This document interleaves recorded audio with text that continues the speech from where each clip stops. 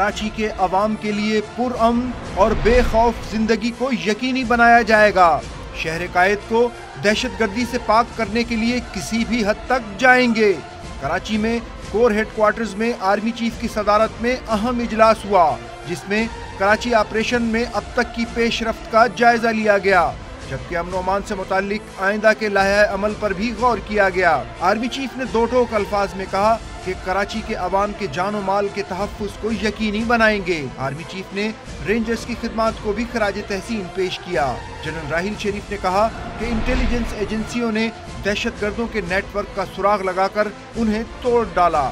ترجمان پاک فوج کے مطابق اجلاس میں آرمی چیف کو کراچی آپریشن پر تفصیلی بریفنگ دی گئی۔ اجلاس میں D G I S I, D G military intelligence, corps commander Karachi, D G rangers سمیت اعلیٰ عسکری قیادت نے شرکت کی۔